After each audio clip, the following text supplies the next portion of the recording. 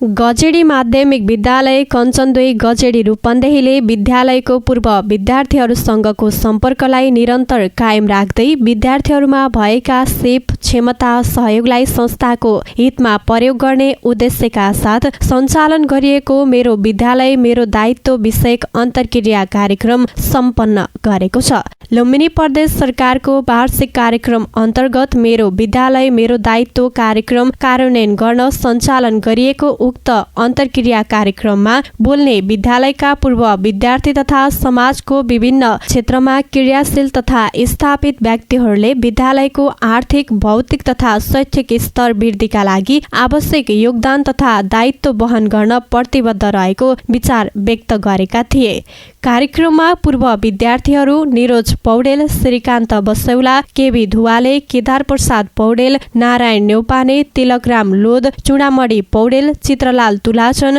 हरिलाल पौडेल, हरिनारायण थारू, टेकबहादुर गुरुङ लगायतले विद्यालयको हरेक पक्षको विकासका लागि विद्यालयको आवश्यकता अनुसारको योजना निर्माणदेखि कार्यान्वयन प्रक्रियासम्म सबैको सहकार्य, समन्वय र सहयोगलाई संस्थाको नियमित सम्पत्तिको रूपमा विकास गर्न आवश्यक रहेको विचार व्यक्त गरेका थिए। कार्यक्रमका प्रमुख अतिथि तथा वडा नम्बर 2 का वडाध्यक्ष टेकबहादुर गुरुङले सामुदायिक विद्यालयको सुधारमा उत्तरदायी प्रणालीको विकास गरी शिक्षामा सबैको पहुँच, सहभागिता र गुणस्तर सान्दर्भिकता अभिवृद्धि गर्ने उद्देश्यका साथ सञ्चालन गरिएको उक्त कार्यक्रमले विद्यालयको शैक्षिक गुणस्तरलाई माथि उठाउनका लागि भौतिक, आर्थिक र शैक्षिक पक्षहरूमा समेत महत्त्वपूर्ण भूमिका खेल्ने विश्वास व्यक्त गर्नुभएको छ। यसैगरी वडा नम्बर 1 का वडाध्यक्ष तथा पूर्व विद्यार्थी हरिनारायण थारूले कञ्चनको ऐतिहासिक विद्यालय भए पनि हरेक पक्षबाट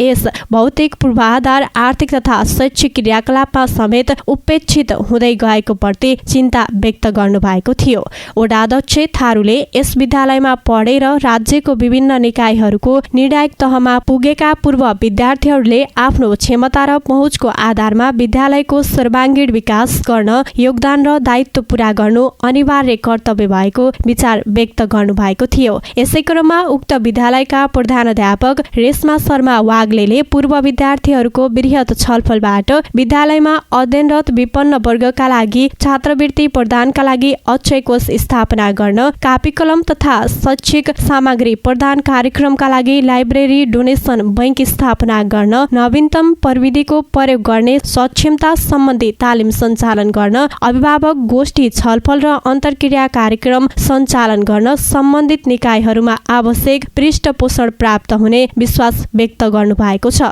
यस्तै विद्यालयका सहायक प्रधानाध्यापक चिरञ्जीवी गौतमले कार्यक्रममा सहभागी पूर्व विद्यार्थीहरूलाई स्वागत गर्दै मेरो विद्यालय मेरो दायित्व कार्यक्रमले सामूहिक प्रतिबद्धताको विकास गरी संस्थाको बृहत्तर हित कायम गर्दै गुणस्तरीय शिक्षा प्रदान गर्न आवश्यक सल्लाह र सहयोग प्राप्त हुने अपेक्षा गर्नुभएको थियो। विद्यालय व्यवस्थापन समितिका अध्यक्ष गौरीशंकर सोनलको अध्यक्षता तथा शिक्षक बाबुराम पौडेलको सञ्चालनमा भएको पूर्व विद्यार्थीहरूसँगको अन्तर्क्रिया तथा छलफल कार्यक्रमले पूर्व विद्यार्थीहरूसँगको निरन्तर सम्पर्क र सम्बन्ध कायम राखी उनीहरूसँग भएको ज्ञान, सिप, क्षमता र अनुभवलाई विद्यालयको शैक्षिक वातावरणमा अझ परिमार्जित गरी भौतिक पूर्वाधार तथा आर्थिक पक्षमा समेत अब्बल बनाउन सहायक सिद्ध बन्ने आशा गरिएको पूर्व विद्यार्थी तथा कञ्चन गाउँपालिकाका प्रवक्ता चित्रलाल तुलाचनले आशा व्यक्त गर्नुभएको छ। विक्रम सम्वत 2019 सालमा तत्कालीन समयमा शिक्षाको बीजारोपण गर्ने उद्देश्यका साथ पहिलो पटक विद्यालय स्थापना भएको उक्त विद्यालयमा अध्ययन गरेका विद्यार्थीहरू राज्यको विभिन्न निकायहरूमा पुगेर